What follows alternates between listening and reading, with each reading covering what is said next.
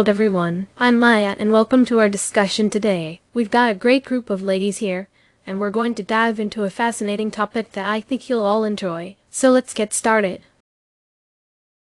Recently, I had a bit of a situation while preparing a dish for a big family picnic. I was making the citrus-marinated grilled chicken, and one of the key ingredients was avocado oil. It's a favorite of mine because it has a high smoke point and a rich, buttery flavor that really elevates the dish. The occasion was my daughter Sophia's birthday, and I wanted everything to be perfect.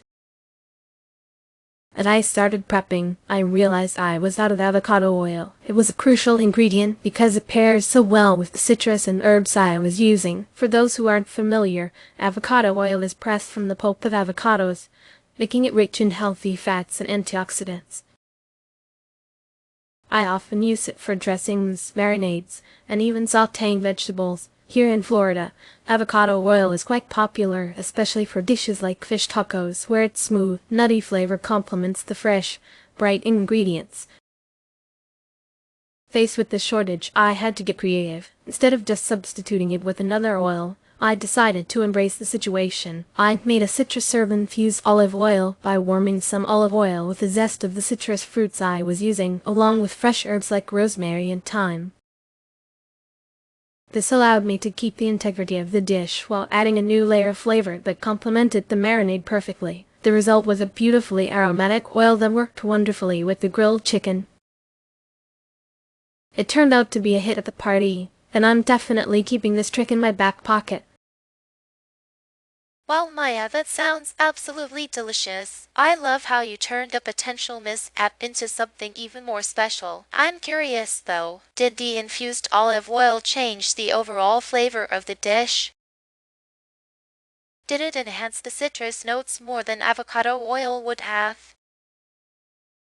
Great question, Sarah. The infused olive oil did enhance the citrus notes, which was a pleasant surprise. The warmth from the herbs added a subtle depth that avocado oil might not have. It was a different but delightful twist.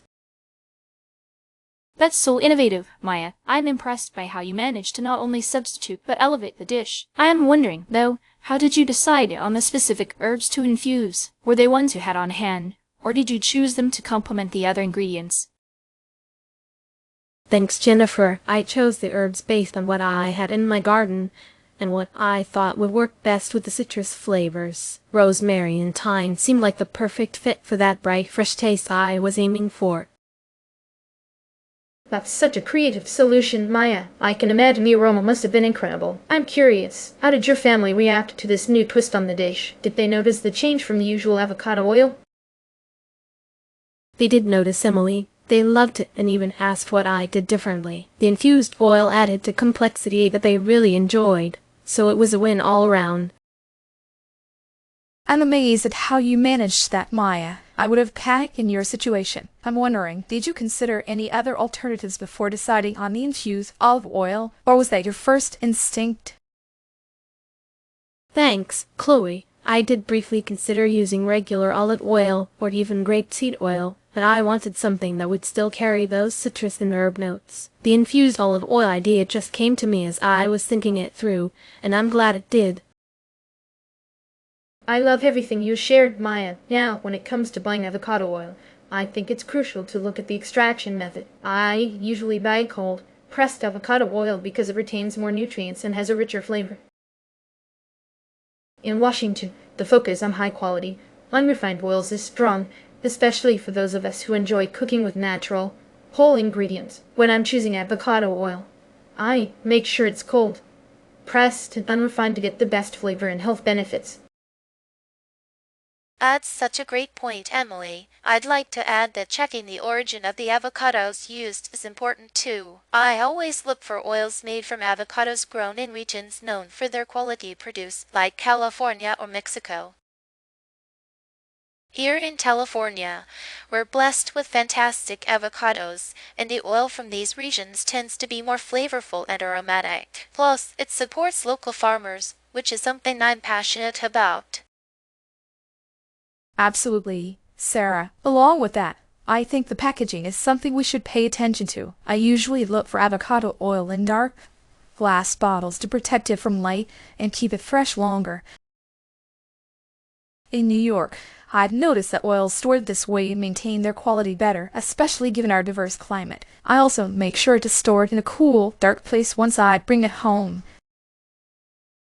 That's a good tip, Chloe. Another thing to consider is the smoke point of the oil. Since I use avocado oil for high heat cooking, like roasting or sautéing, I always check that the oil has a high smoke point. This is particularly important for dishes where you want the oil to stay stable and not break down. In Texas, where grilling is a big deal, avocado oil with a high smoke point is essential for those perfect char-grilled flavors. I couldn't agree more, Jennifer. Lastly, I'd add that it's important to consider the oil's flavor profile. Some avocado oils have a more pronounced flavor, while others are milder. I prefer oils that are on the milder side, especially when I'm cooking something where I don't want the oil to overpower the other ingredients. In Florida, where fresh, bright flavors are key, a mild avocado oil lets the other flavors shine through. When I think of alternatives, I often turn to extra virgin olive oil. Here in California, we have access to some of the best olive oils in the world. It's rich and fruity, but it doesn't have the same high smoke point as avocado oil. I've found that it works well in salad dressings or as a finishing oil rather than for high heat cooking. In Texas, I sometimes use grapeseed oil as an alternative. It's got a neutral flavor and a high smoke point, making it a good substitute for avocado oil in grilling and frying. However, it lacks the same nutrient density and flavor richness that avocado oil brings, especially in dishes that rely on those buttery undertones. Up in Washington, I occasionally use walnut oil when I'm out of avocado oil. It has a unique, nutty flavor that pairs beautifully with salads and roasted vegetables, but it's not ideal for high heat cooking, and it's also a bit more expensive, so I use it sparingly. In New York, I often reach for coconut oil as an alternative, especially in baking. It has a distinct flavor that works well in certain dishes, but it doesn't have the same versatility as avocado oil. Plus, its strong coconut taste can sometimes overpower other ingredients, which isn't always what I'm going for. Here in Florida, I like to use macadamia nut oil as an alternative. It has a similar high smoke point and a smooth, buttery flavor like avocado oil. However, it's harder to find and can be more expensive. It also has a slightly nuttier flavor, which works well in some dishes, but not all. What a fantastic discussion, ladies. We've covered so much about avocado oil, from its extraction methods to origin, packaging, smoke point, and flavor profile. Emily highlighted the importance of cold-pressed oil. Sarah emphasized supporting local farmers by checking the origin. Chloe reminded us to pay attention to packaging. Jennifer spoke about the critical smoke point, and I touched on flavor profile. Thank you all for your insights and experiences. It's been such a rich and informative conversation. And with that, we'll wrap things up. Thank you so much for joining us today. We hope you found our discussion as enjoyable and informative as we did. Until next time, take care and happy cooking.